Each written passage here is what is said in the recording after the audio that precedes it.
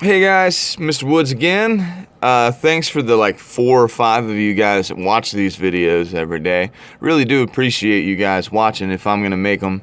Um, but all right, Jack's coming back. So today I want to talk to you guys about Wilson's 14 points. At the end of World War I, Wilson was gonna try to get America once again back out of World War I as quick as we got into it. And he kind of wanted to just lay out 14 things that he wanted Europe to do, and then he was going to get America right back across the Atlantic, and we were going to mind our own business once again. You know, that's what America was doing before the war, and that's what America wanted to do again, was sit across the Atlantic and mind our own business over here in the Western Hemisphere, and defend our own interests.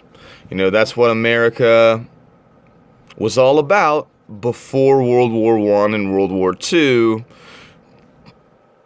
plunged us into what we do now, which is kind of police the world stage. You know, we didn't do that before because World War II is really what drug us into being the watchdog for the world, because it kind of became evident that if someone doesn't become the watchdog for the world, then we're going to be dragged into conflict after conflict after conflict, because what happened with World War I? We got dragged into a conflict. What happened with World War II? As you guys are going to see, you know, when we start doing our Rise of the Dictators deck next week, and then week after next when we do the causes of World War II, we got dragged into a conflict that we tried to stay out of 2 in a row. You know, so after World War II, we started trying to be the watchdog for the world.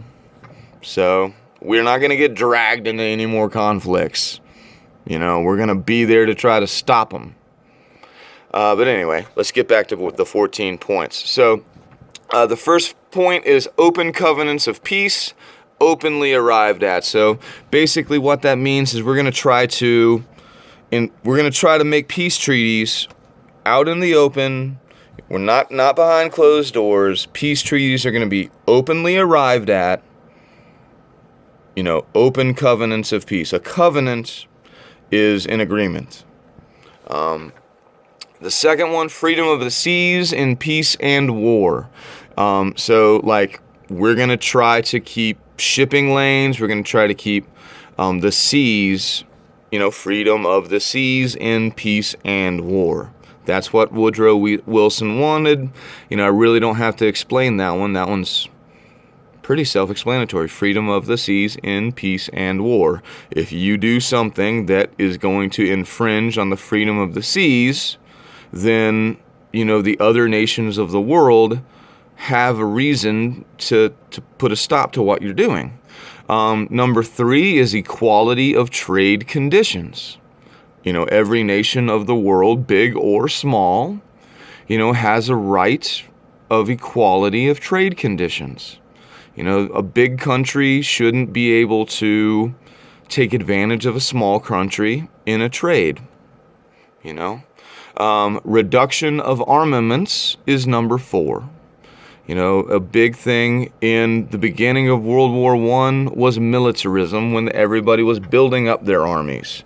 Woodrow Wilson wanted to see the countries of Europe start to pare down their armies.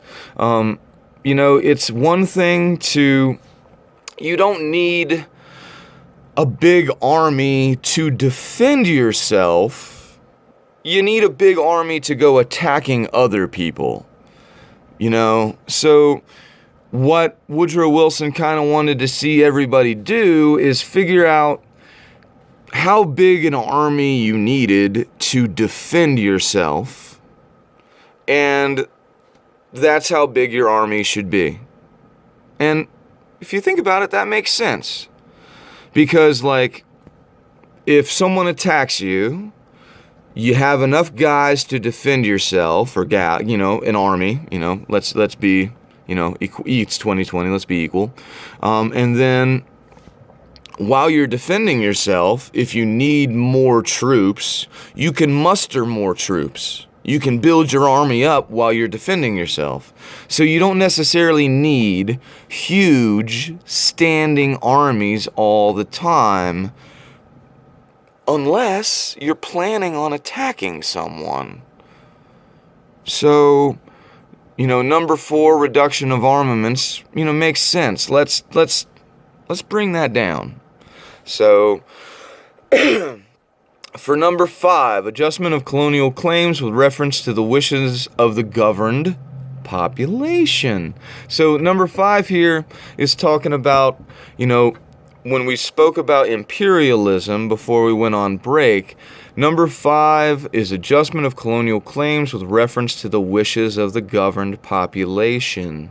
So all of those people who are living in places like Tanzania in Africa, places like Sub-Saharan Africa, places like Asia, where all of these countries of Europe just split it all up amongst themselves without asking the people of Africa, like in the Berlin Conference that we discussed.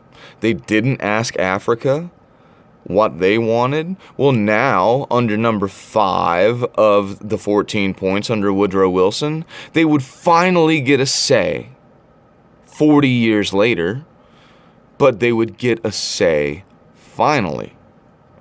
All right, number 6 was evacuation of all Russian territory. Basically, kicking out any of the German troops that made their way into Russian territory, getting those German troops out of there. Same thing, number 7, with evacuation and restoration of Belgium. So basically, there's a bunch of German troops hanging out in Belgium, and not only evacuation, but restoration of Belgium. They broke a bunch of stuff in Belgium too. Buildings, infrastructure, bridges. Bridges were big. Like if you were, say, retreating, the best thing you could do if you were a retreating army and you were going over a bridge, man, you blow that bridge up. That's a ready-made, back in the day, even today, like if I was a soldier and I was trying to get away from another army, yeah, blow up that bridge. Like, imagine how hard it would be to chase someone if there was no bridge. You're not getting a truck down and around. Yeah, it would be impossible. Well, not impossible, but just, they're getting away. All right, we're deep into the ramble now. All right, number 8, evacuation of French territory and restoration of Alsace-Lorraine.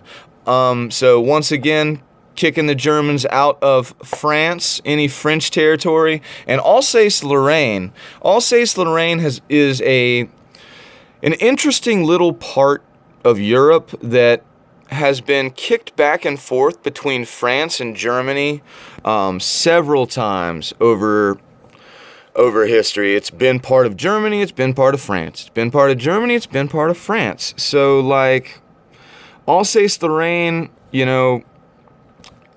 the people of Alsace-Lorraine, I think if you would ask them, they would probably identify more as French than German.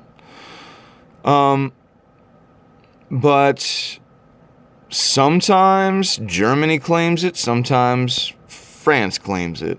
But, it was a big piece of contention, just throughout all of European history. So it makes sense that during World War I, it would be a big piece of territory that they were fighting over, and it's brought up again in the 14 points right here in number 8.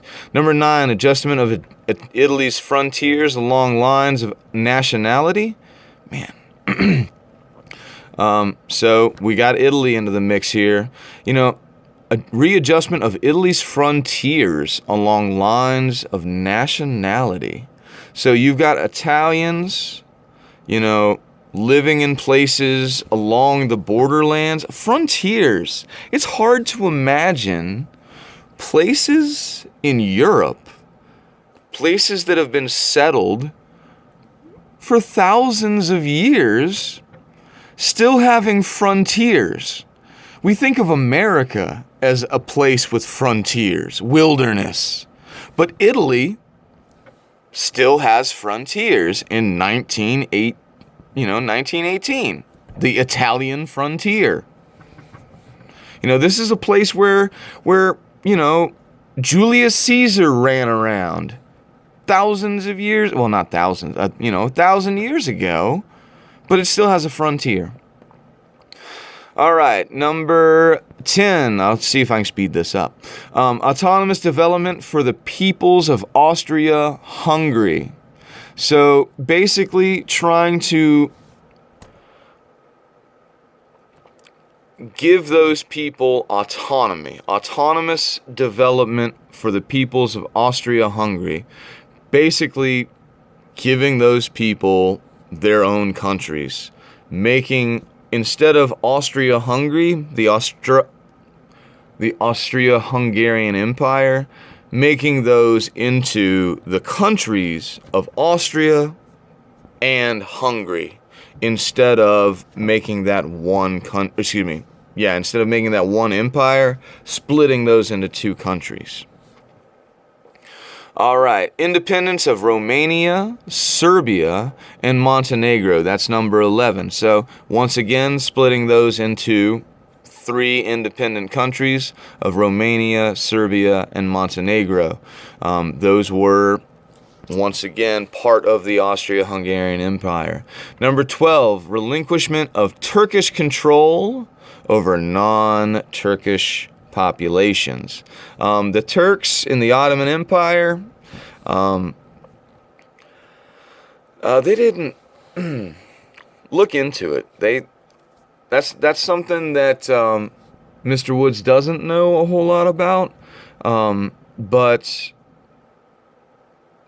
from what little he does know, the impression that I have is that the Turks, in some ways, ruled fairly, but in other ways, not. So you might want to do a little bit of your own research on that to get a more accurate view on how the Ottoman Empire and the Turks ruled. I know in the high point of the Ottoman Empire, the heyday, it may have been better than some of the other, European empires. In some ways, it might have been worse. Something we don't get to learn a lot about in American schools. So I don't know a lot about the Ottomans. They play the bad guy in a lot of stories. Dracula didn't like them, so might be something cool to look into if you like the vampire stories. So, all right, let's get to number 13 and then on to number 14, which is the biggest, most important one. All right, so 13, erection of an independent Polish state with a free and secure access to the sea. So that's where Poland comes from, if you've ever been wondering where Poland comes from. So 13, erection of an independent Polish state, and they wanted to, sorry about that. They wanted to make sure that they had access to the sea. So, of course, access to the ocean, access to the sea is very important for our friend trade. And lastly, number 14. This is the one that Woodrow Wilson wanted to make sure was put in there, and this was his, baby. He wanted to make sure they had this one.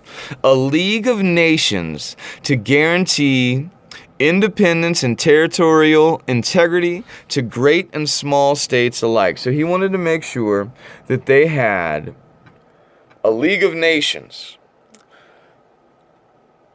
So you guys need to form this group. You need to have a League of Nations that will make sure that there's territorial integrity. You guys need to form this group. You guys need to make sure there's a governing body that's going to make sure everything's fair. And it's the United States idea, but the United States is not going to join it. Have fun. Woodrow Wilson's idea. Woodrow Wilson approves it, came up with the idea, thinks it's great, supports you. I'm going to go over across the Atlantic, and you guys have fun with that. I'm not going to join it. It's been Mr. Woods today. You kids have fun.